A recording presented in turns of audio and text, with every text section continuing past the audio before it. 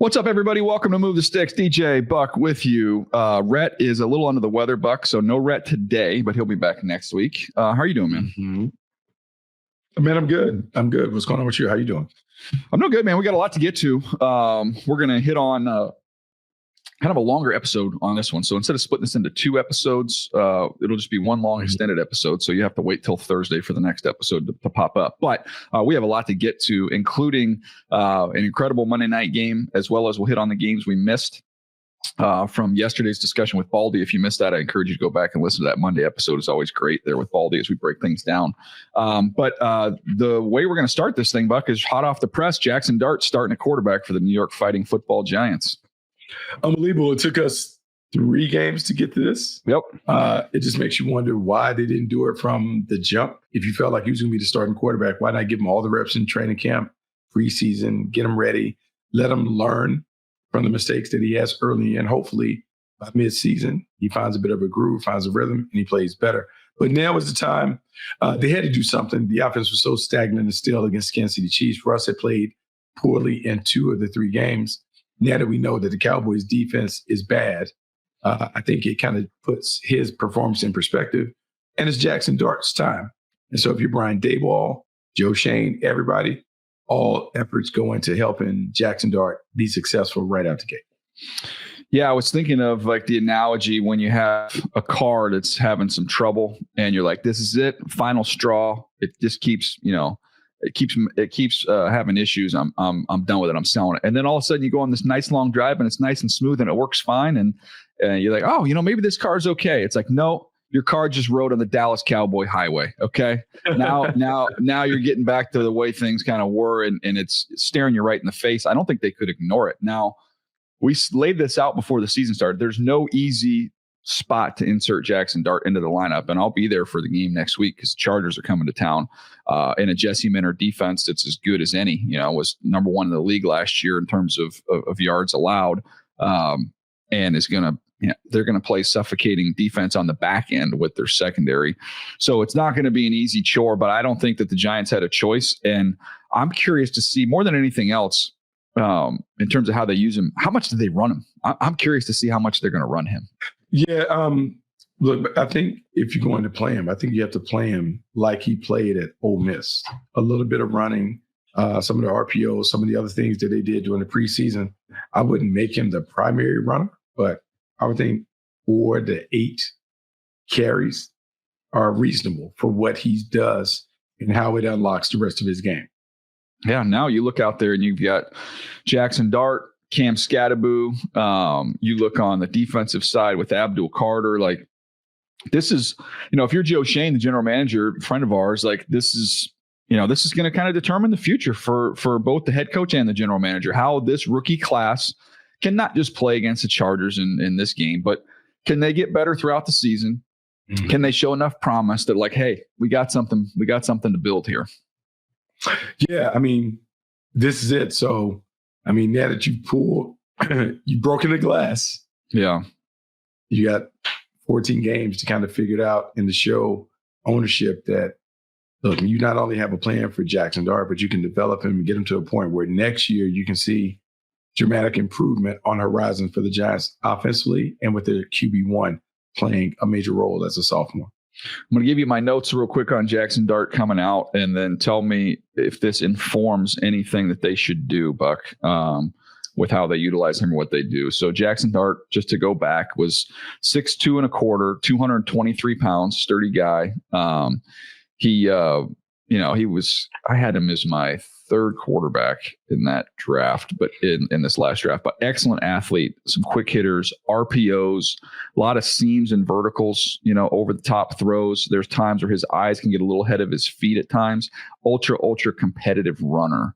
But the RPO aspect of that to me would be something I think they should probably latch onto. I think that should be a big part of their game. It's a big part of his game. He does it really well. Quick hands, quick release, athletic enough to run the ball on some of those things. But he is so comfortable doing this. He did this in Ole Miss's offense for years and years on end. Why wouldn't you bake some of those things into it? And with Scatterboo, with Malik Neighbors, there are different ways that you can configure the formation to put the ball in the hands of your three best players on every play. Either hand it to Cam Scatterboo, throw it to Malik Neighbors, and pull it out the back door with Jaxson Dart. That is a way to juice up that offense without doing much. I think that should be a big part of what they do. Yeah, no, it'll be fun to see and exciting. It'll be exciting. There'll be some buzz there as they welcome the Chargers into town for a big ball game. So looking forward to seeing Jaxson Dart and what that looks like. How about last night's game, Buck? Detroit Lions, after a first week clunker, man, they are cooking with gas, including, I think, the most impressive one of the season, what they did at Baltimore on Monday night. Yeah, they went to Baltimore and hit the bullies in the mouth. Yep. And when you run for 224 yards on 38 carries and you run duo, which is power without pullers, over and over and over again, that is imposing your will on the opponent. I found it interesting that Dan Campbell talked about always wanting to model the Lions after the Ravens because they were a hallmark of consistency and success, but also their physicality, toughness, and the way they ran roughshod over opponents. You saw Detroit going there intent on doing that to the Ravens. And I'm going to say this, man.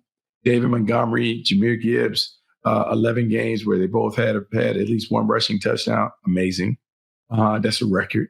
The way that they're able to just punish people. And then Jared Goff and Amon-Ra St. Brown, the connection he has with Sam Laporta, just a nice, well-constructed offense. And John Morton found a way to keep it simple, but he added some pizzazz because as Detroit fans, that's what they're used to. They want to see a little fun and guts, so he gave them that. But it was a great game plan, but even better execution from an offense that is, look, still explosive, still dangerous, still able to win with force or finesse. I kind of love the way they played it. Do you remember what the slogan was for Stanford when Harbaugh was there? Oh, intellectual brutality. Intellectual brutality. And that's what I thought of kind of watching that game was, and, they've got David Shaw there, has the Stanford ties, but, and Dan Campbell had long established the physical culture there. Brad Holmes had drafted physical players, starting with Penei Sewell. Amon-Ra St. Brown's as physical as any wide receiver in the NFL. David Montgomery's a physical runner. Like there's the physicality part of it. I was just curious with the change from Ben Johnson to Johnny Morton, that were we going to see the intellectual side of it, the creative side, the play design, man, and that was on display big time. Not only on the little option with Amon-Ra St. Brown down on the goal line, that was a sick little play, but even just the way they were able to sneak Amon-Ra out on that big play at the end of the game to get him over the top, and Jared Goff just dropped it right in the bucket. A beautiful throw. That was an excellent play design. Yeah, excellent play design. But how about Dan Campbell continue to be who he is? 4th and 2, I'm in studio with Yam. And Yam, I'm like, man, I don't know. Are they going to punt this? Are they going to do it? And Dan Campbell doesn't flinch at all. Nah, we're about to win the game. And to save a play where they kind of have him motioning like he's going to execute maybe a wham block, but he kind of sneaks through, gets on the backside. And people won't believe this. That throw to Jared Goff, man, that's a very difficult throw. Yes, it is. He put it right in the spot. I mean, right in the bucket. Great play by them. Yeah, no question. That was a big time throw. I always come down on it at these end of the game decisions. Go for it, punt, whatever you want to do. I want to win or lose with my best dudes on the field, man. Like if that's our best guys and then we lose the ball game because they don't make it happen, that's fine. I'd much rather do that than lose by I'm playing conservative or this, that, or the other. Now, who do you trust? Who your best? What's the best group you got? And roll with them. And also there's something to be said of, I think you're seeing teams now, like, I'm not giving Lamar Jackson the ball. I'm playing against Josh Allen. I'm not giving him the ball. Like, why would you do that with those premier guys? I mean, just don't even take it. Don't even put it to chance. Well, it's part of how the Lions played the entire game. They controlled the ball. They dominated time of possession. That's what they wanted to do. And as you said it, our offense is our best defense against the Baltimore Ravens. If I have a chance to win the game with my offense, let's get it done. Jared Goff, Amon-Ra St. Brown, perfect play action pass. They delivered it on time, on target. Game over. Just a great sequence of downs, and more importantly, just great execution under pressure by their best players. How about how this sets up next week for Baltimore and KC? One of those teams, Buck's going to be 1-3, man.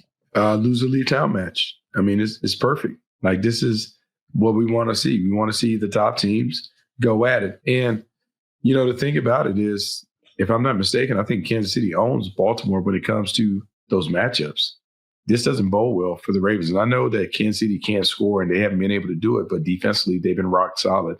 They've been able to continue to control it. I have more confidence in Kansas City trying to figure it out than Baltimore right now.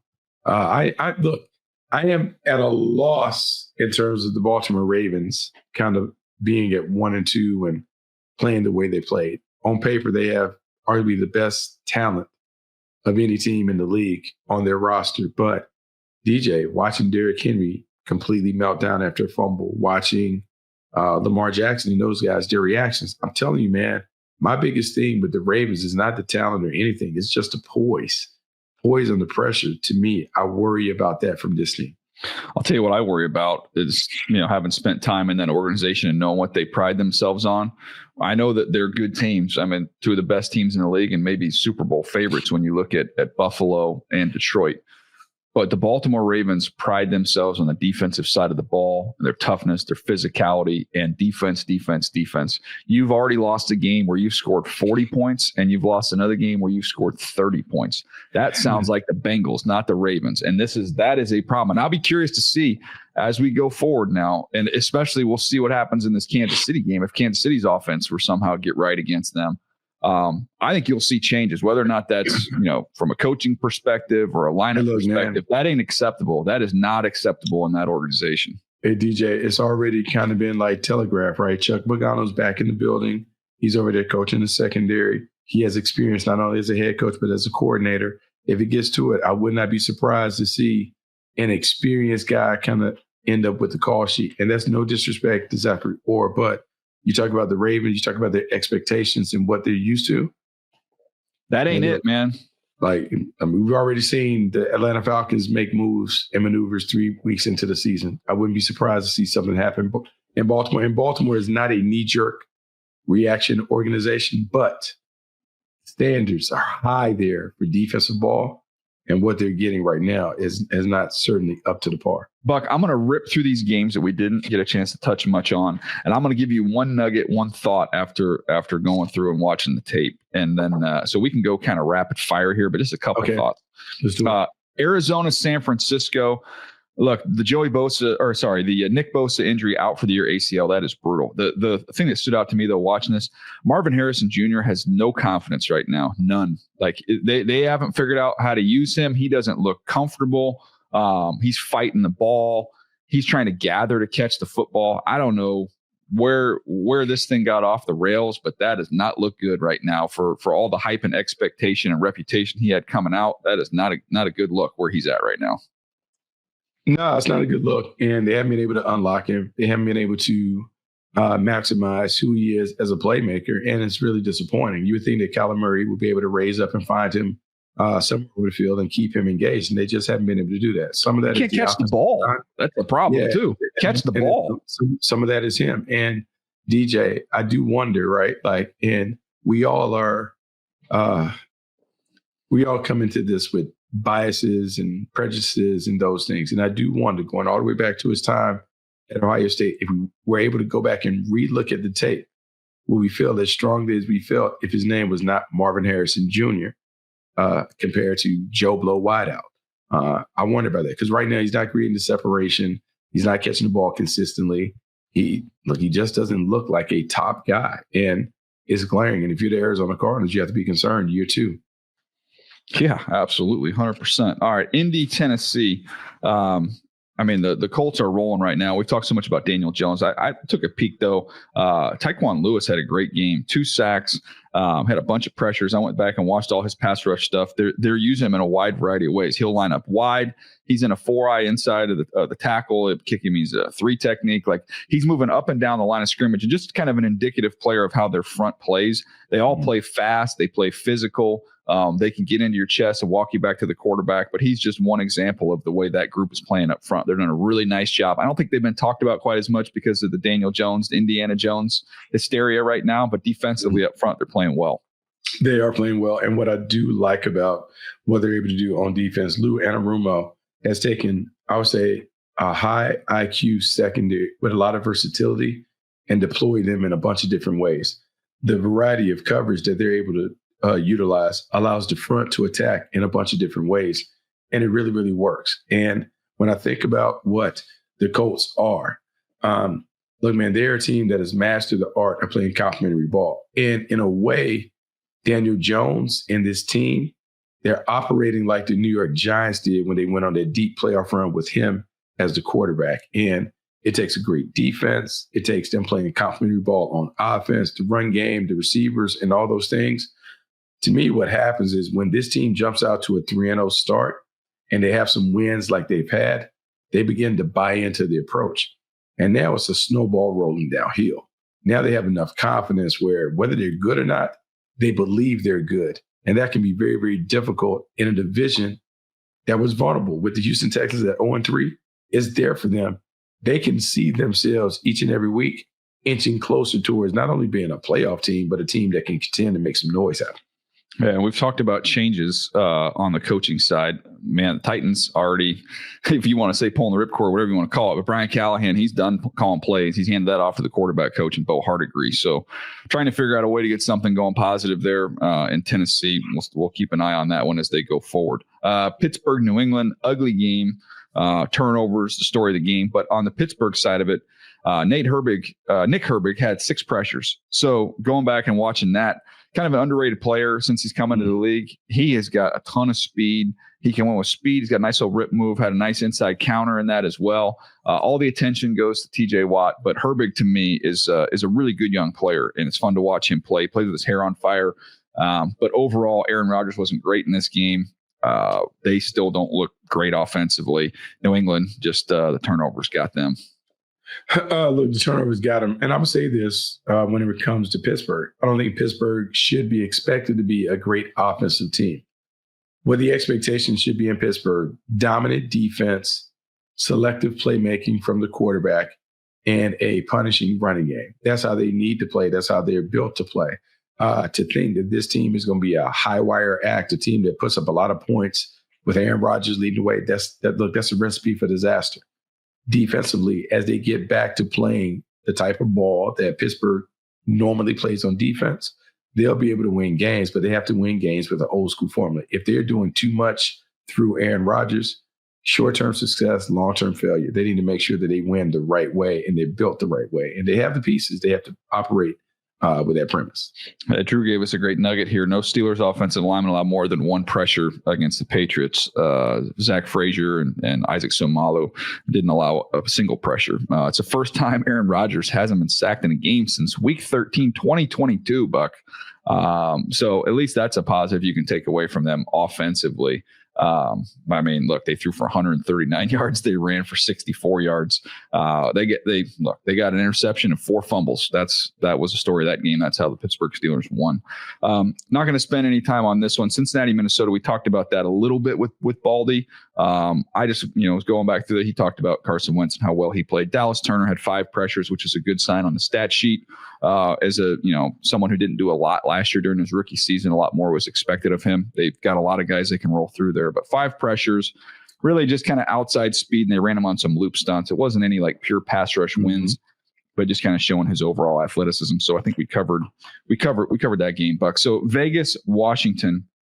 You can tell I kind of focused a lot on pass rush. It was kind of just a pet project I was going through. Deron Payne, 7 pressures. And it is a lot of pure bull power.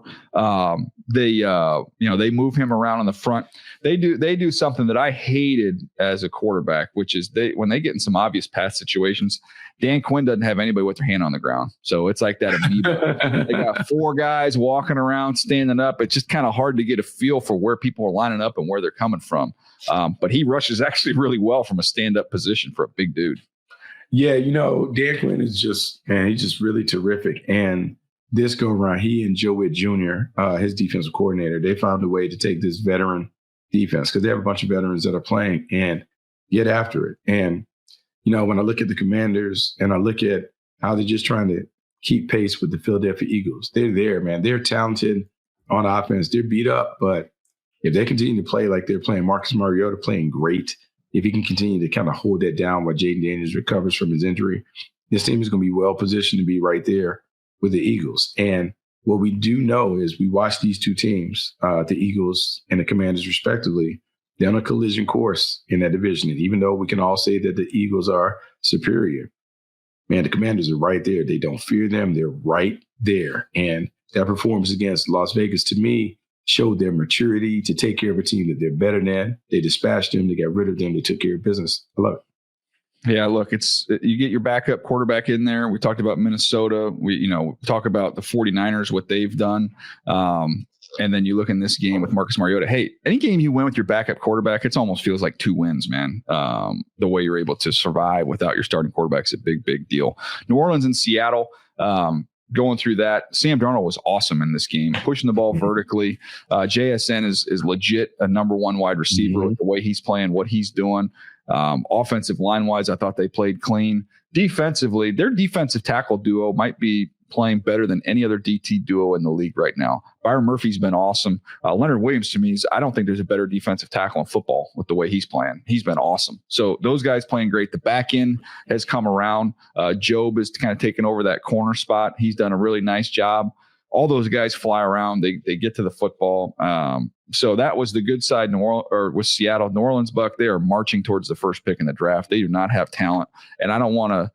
I guess I would say I'll give up on the season, but I was watching that game and the thought didn't come to my mind of where are they going to get a win. The thought came to my mind of, do they have anybody people want to trade for and see if you can't unlock some future draft picks for some of your veteran guys. I think that's where it is. Quite honestly, that's where we are. Yeah, it's so bad, man. They just aren't good. And I feel bad for Kellen. He gets his shot to be a head coach, but they don't have any players. Yeah, they don't have any players. They're just so far behind from quarterback to pivotal guys. They just don't have anything. The pass rush has gotten old with Cam Jordan and Mario Davis. Like, they're just an older team that just doesn't have enough. They don't have a fighter's chance. And that game was over before you even sat down and started. DJ, before you could get all your snacks and drinks together to sit down and watch the game, Seattle was up on them 21-0 or whatever. It was crazy to kind of watch and keep up with the score. For Kellen, I think what you want to do is you want to kind of build and try and build slowly but surely. But who do you even build around? My question is, I'm looking back. What are we doing? I'm looking at their team going, if I'm needing a passer, I might call them on Carl Granderson. Carl Granderson, I think he's got 3.5, 4 sacks, somewhere around there. He's big, he's physical. We think about all those teams that play with kind of a physical edge guy, big, set the edge, a point of attack player who can also rush a little bit. Like, that'd be one. I was trying to figure out guys you'd want to target on that team to try and trade for. That was one that would come to mind. Yeah, now here's the thing. Like, what could we possibly get for him? And what are we going to get in return? I think you get a mid-round pick. I think you get a 4th-round pick, 3rd-round pick, maybe. Yeah, probably 4. We have to have the fire sale and try and see if we can recruit enough picks to help the talent. But, man, they're already bereaved from talent. They don't have much. And so now I'm going to give away the decent players that I have. It's a tough situation for them. I just don't know. I don't know where they go. Like, that's the bad thing. I just don't know where I just think they got caught in between, man. Like, that's the last place you want to be. Like, either go young and we're going to develop and we're going to take our lumps, but we're going to build something, with all these young guys. But bringing back a bunch of these veteran players, extending out some of them made no sense to me, man. Like, you're not in a winning window. Like, let's just get as many young guys out there as you can. Find out what you got, get high picks, and move forward. Yeah, I think it takes that long-term commitment between ownership and coach. The coach has to know, hey, we're going to take some lumps for a year and a half, but somewhere down the line, it's going to pay off. And you got to have that hard conversation. Maybe you have to have the hard conversation with the team and with the players and say, hey, this is where we're at. We talk about a rebuilding year. We got to get back on track. We got to, crawl before we walk and walk before we run. But they are, man, they've been bad. They were bad last week. That was a bad game to watch. That was a tough game to watch. They were terrible. Yeah, they're not good. By the way, the Seahawks, last nugget on them. Buck, we don't get all of them right, but this is a show of record for Torrey Horton when he was coming out, and we both loved what he brought to the table at Colorado State. He was my 73rd overall player that I believe they got in the 5th round. So that was a value on draft day, and it's proven itself out the way he's played, establishing himself as a legit number 2 wide receiver behind JSN. So and also in the return game. So a big time value, great pick by John Schneider. Last game real quick. I'm not going to spend any time on this. Atlanta, Carolina, one of the all-time weird box scores. When you don't see the game and you look at the box score and you see how the game was dominated by the Carolina Panthers, and then I go, okay, I'm going to focus on what kind of cut up do I want to watch on Carolina? Let's get excited. What do I want to see? I'm like, okay, well, Bryce threw for 121 yards. Okay, not going to watch much of that. Let's go. Maybe defensively. Maybe we got to heated Penix up a little bit. The way they shut him out, they dominated him. Well, they had 0 sacks, 2 TFLs, and 2 quarterback hits. I'm like, how the heck did they beat this team this bad? What happened? 3 turnovers. That had a lot to do with it. So hats off to the Carolina Panthers for shocking folks and handling that ball game. But I'll be honest with you, Atlanta just kind of completely laid an egg. And maybe that's part of the reason why you already have a position coach getting let go this early in the season. Yeah. Man, I don't know what a wide receiver coach could have done. Right then, I don't know. But yeah, like when you start seeing this, to me, DJ, this is where I get concerned. If I'm Raheem Morris and I felt the need to pull the plug on my position coach after 3 weeks, this is something that you probably were brewing on over the course of the offseason, and you didn't do it. Now you make the move, but who benefits? How do they benefit? How do the wide receivers benefit from that? It shows a little bit of a sign of panic. Unless there's something we don't know. There's always, when that stuff happens, there can be stuff going on you don't know. Oh, for sure. For sure. I mean, you got Zach Robinson also going from being in the booth to being down on the sideline. That's one of the things that has come out or whatever. Like, I don't like making moves that appear to be emotional. We talk about living in a world where we like facts over feelings. I like things that are factual in those things. And I begin to worry about the players losing confidence in the coaches when they start looking around and being like, wait, whoa, why are we doing all this? All right, Buck, time to knock out our rookie draft here. If we look at where things are as of right now, let's see, last week, we add all this stuff up. Oh man, we were very close. So I've got 13 points. Rhett's got 12. You've got 11. You got a nice week last week. Hampton had a good week for you. So that got you some points. You got 4 points last week. Rhett had 5. I had 3. So it was a good week for you and Rhett. I got to struggle a little bit, but we're hanging on. So let's get to our draft this week. A little rookie draft action to refresh everybody's memory here. The way it works, you get 3 players. You get a running back, a receiver, a tight end. And we'll go a little snake draft here. I will start us off, and I will go first pick. I can go in a couple different directions here, but I'm going to stick with Ibuka. He's just playing at such a high level. I'm going to go Mecca Ibuka with my first pick. That's cool, man. I was worried about you being a homer and taking a running back with your first pick. So I'm going to do that. I'm going to be a homer. I'm going to take a Martin Hampton because the path has opened up for him. They're playing against the Giants. I think this is a great opportunity for them to establish themselves as a ground and pound team. Martin Hampton, come on down. All right. So Rhett gets to go with Warren for the 4th week in a row. He's got him each and every week, and he gets to double up here after taking Tyler Warren, who's been excellent. He's going to come back with Quinshon Judkins with his next pick. I like that pick as well. Man, what are you thinking here? Man, that's a good one. Let's go. So he took Quinshon Judkins. I'm going to go with Quinshon's teammate because Howard Fleming Jr. has been getting some opportunities. So let's go with him. I'm going to go with him as my tight end. So if I'm looking for a running back, if we're just going to go purely off of let's go rushing yards. Okay, here we go. So Judkins and Hampton are the top 2 guys. So the next guy up is Ashton Genty. I feel like that big game is just around the corner. So I'm going to stick with him. I'm going to go with Ashton Genty. So he's going to end up being my running back. And then I've got my wide receiver. Loveland got nicked up and hurt. You know who actually popped last week was Oronde Gadsden Jr. for the Chargers. He had a really nice ball game. So tempted to go in that direction. You guys have taken the top 2 guys. Tyler Warren and Harold Fannin have been the most consistent guys. I'm going to take Gadsden. I'll be a homer. I mean, you are being a bit of a homer. He played great last week, and when Justin Herbert trusts you, he's going to get you the ball more. So I'm going to go in that direction. Who you got next? Wide receivers.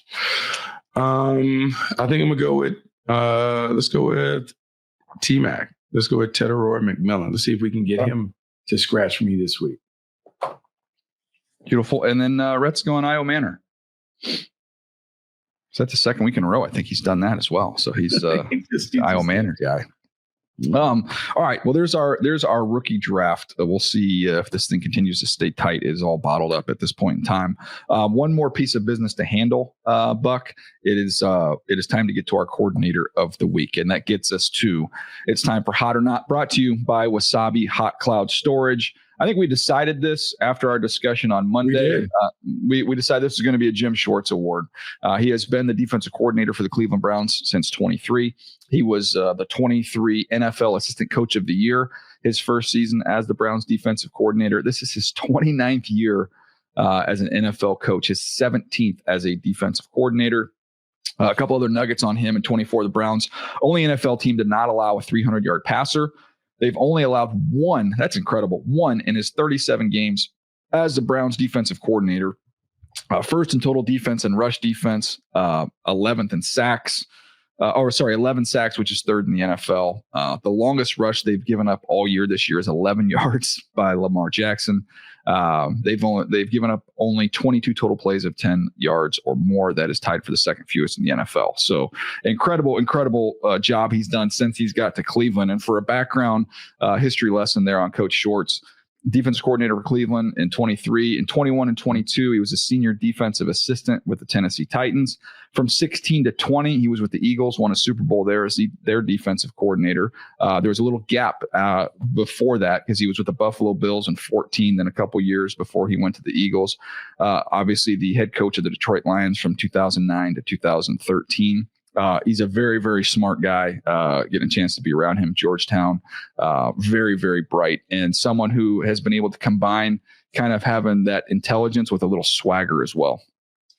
Yeah, no, this is someone who does a really good job of keeping his defense in line. And it's funny because last year they kind of fell off the map for whatever reason, but they're back in full effect. And having Myles Garrett up front certainly helps when he's able to execute a little crossover maneuver. Like DJ, that inside move that he executed on the tackle from Green Bay, and he just dips inside, like that's freaky deaky type stuff coming off the edge. But being able to put a package behind it where they don't do a lot, man. They run twisting games, a little 5-man pressure on occasion. They'll man up and take everything away. Schwartz has done a really good job. And that suffocation of the Packers offense, man, that gives them a lot of confidence. And as they play in those kinds of games, it not only gives their team a lot of confidence, but it might give Kevin Stefanski the confidence to be, hey, maybe we're good enough where if I can keep this thing conservative and play a certain way on offense, we might be able to win a bunch of games in the fourth quarter, even though some would say that we're not good enough to compete in this division. Yeah, no, they're going to keep them in games. I know that, and give them an opportunity. Jim Schwartz, really one of the best defensive coaches in the history of the NFL. When you look at his track record, he's done a phenomenal job. That was this week's Hot or Not segment, brought to you by Wasabi Hot Cloud Storage. Store more and do more with your data. Try them for free at wasabi.com. Again, hats off to Jim Schwartz, hats off to the Cleveland Browns with the most shocking victory of the week, I would say, what they pulled off against the Green Bay Packers. Buck, we'll be back Thursday. And when we're back Thursday, we're going to have our good buddy Bruce Feldman going to join us. It's a huge weekend of college football. A lot to get to with what's happened already in the college football season, as well as what we're looking forward to as we march towards a big, big weekend. SEC, especially some monster games in the SEC. And then the Big Ten, you've got Oregon at Penn State. So we'll have a chance to catch up with our buddy Bruce and break everything down.